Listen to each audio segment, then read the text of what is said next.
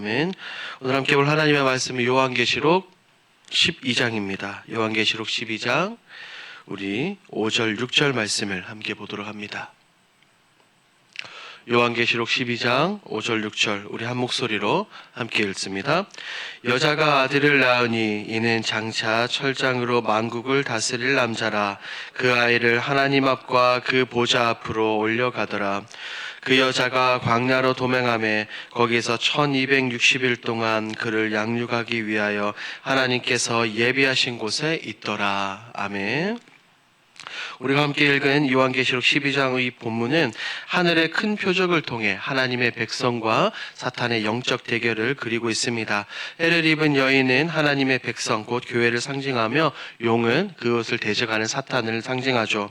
사탄의 여인에게서 태어날 메시아 곧 예수 그리스도를 해치려 하지만 하나님은 그 아들을 보호하시고 하늘로 올리십니다. 오늘 본문을 함께 더 살펴봅니다. 내용 관찰 1번입니다. 두 번의 큰 이적에는 각각 어떤 존재들이 등장합니까? 요한이 본 첫 번째 이적은 해를 입은 여인으로 해와 달, 12별의 면류관을 쓴 존재가 등장합니다. 이 여인은 해살의 고통을 겪으며 아이를 낳으려 하고 있죠. 그리고 두 번째 이적은 붉은 큰 영으로 7머리와 10뿔, 머리마다 왕관이 있으며 그 꼬리로 하늘의 별 3분의 1을 끌어다가 땅에 던집니다. 이 두 존재는 곧 하나님의 구속 역사와 사탄의 대적 행위를 그대로 우리에게 보여줍니다. 2번입니다. 하늘에 나타나는 큰 붉은 용은 어떤 위협적인 행동을 감행합니까? 4절 말씀을 보자. 이 붉은 용은 어떤 행위를 하기 위해서 기다리고 있죠. 여인이 아들을 낳자마자 그 아들을 삼켜버리려고 여인 앞에 서 있습니다. 이것은 사탄이 하나님의 놀라운 구속 계획을 가로막고 메시아의 탄생과 구원 역사를 파괴하려는 이 공격적인 시도였죠. 이 부분은 연구와 묵상에서 조금 더 깊이 살펴봅니다. 연구와 묵상입니다. 큰 붉은 용은 왜 해산하려는 여자의 아들을 집요하게 삼키려 합니까? 우리가 잠시 살펴본 것처럼 이 붉은 용이 아들을 삼키려고 한 분명한 이유가 있어요. 그것은 바로 그 아들이 모든 민족을 다스릴 자, 곧 우리 메시아 예수 그리스도이기 때문입니다. 사탄은 창세기 때부터 끊임없이 하나님의 구원 계획을 방해해왔습니다. 에덴 동산에서 아담과 하와를 유혹한 이유로 이 곳곳에서 하나님의 구속사가 이루어질 때마다 하나님의 언약이 이루어지는 그 모든 순간마다 사탄은 그 계보와 약속을 무너뜨리려고 했죠. 이 장면은 그 모든 영적 싸움의 정점을 보여줍니다. 사탄이 메시아의 탄생 자체를 막으려는 시도입니다. 이 사탄이 아들을 삼키려 한 것은 단순한 폭력이 아니라 하나님의 절대 주권에 대한 도전이며 하나님의 구속 사역을 방해하려는, 구속의 완성을 방해하려는 반역이었습니다. 그러나 하나님의 계획은 우리가 알고 있는 것처럼 결코 실패하지 않았습니다. 아들은 태어나 하늘로 올려지고 사탄의 시도는 오히려 하나님의 승리를 드러내는 중요한 계기가 됩니다.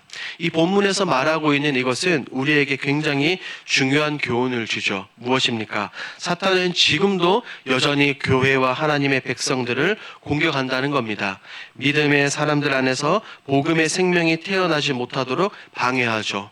예배와 기도, 말씀의 순종 가운데서 새로운 생명이 잉태되고 자라날 때 그 자리를 무너뜨리려는 영적 전쟁이 항상 있습니다. 하지만 하나님은 이런 해산의 고통 속에서도 생명을 지키시는 분입니다. 사탄의 집요한 방해 가운데서도 하나님은 구속의 일을 이루시고 그분의 백성을 끝까지 보호하십니다. 사탄의 공격이 아무리 강해도 하나님의 계획과 구속 능력은 결코 꺾이지 않습니다. 왜냐하면 하나님의 능력은 우리의 삶 가운데서도 복음의 열매가 맺히도록 우리를 늘 보호하시고 우리를 패배가 아니라 늘 승리의 길로 이끄시는 하나님이시기 때문입니다. 우리는 날마다 하나님을 의지하고 이 사실을 믿어야 합니다. 느낀 점을 봅니다.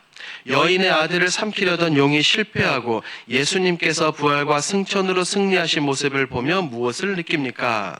오늘 본문을 통해 우리 예수님께서 승리하신 모습을 보며 하나님의 구원 역사는 결코 실패하지 않는다는 분명한 확신을 다시 가지게 됩니다. 사탄은 온 세상 권세를 동원해서 어쨌든 시간에 메시아 탄생을 그리고 주님의 사역을 막으려 했지만 절대로 막지 못했습니다. 하물며 십자가의 죽음조차 하나님의 놀라운 계획을 꺾지 못했습니다. 오히려 십자가 위에서 달려 돌아가신 예수님의 그 죽음이 하나님의 구속을 완성하는 승리의 길이 되었습니다. 인간의 눈으로 본다면 사탄이 가장 크게 승리했다는 그 순간 예수님은 십자가에서 사망을 이기시고 그리고 부활하심으로 모든 어둠의 권세를 무너뜨리셨죠.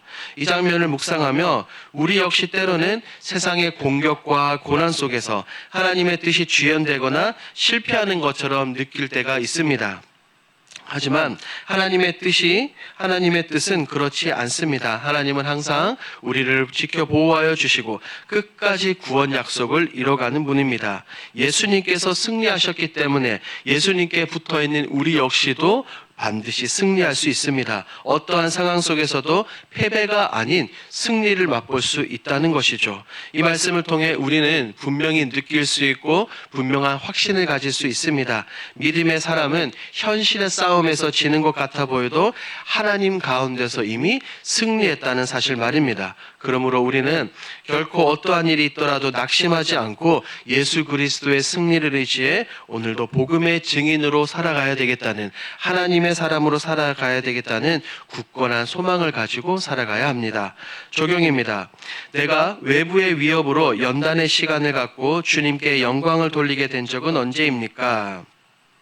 우리가 예수님을 믿고 이 신랑의 길, 순례의 길을 걸어갈 때 때로는 종종 사탄의 공격이나 세상의 압박을 받기도 합니다. 그러나 하나님은 우리에게 닥친 그 모든 시련을 통해, 시간을 통해 우리의 믿음을 단련시키고자 하십니다. 성경 속에서도 이 놀라운 믿음의 길을 걸어간 사람들이 너무나도 많죠. 대표적으로 구약의 다니엘의 세 친구는 어떻습니까? 금신상에 절하지 않아 불 속에 던져졌지만 그 자리에서 하나님의 임재를 경험하고 예수 그리스도를 경험하는 자리였습니다.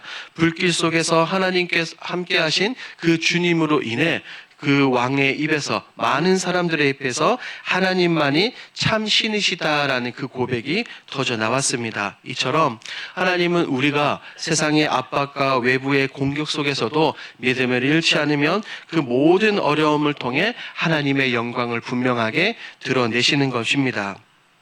혹여 우리 가운데 이러한 어려움이 있다 하더라도 우리는 그 시간을 통해 하나님께서 우리를 단련시키고 계신다는 것을 믿으며 감사와 찬양으로 반응해야 되는 것입니다. 연단의 시간은 고통의 시간이 아니라 하나님의 영광을 분명하게 세상 가운데 나타내는 시간이라는 것을 잊지 않아야 됩니다.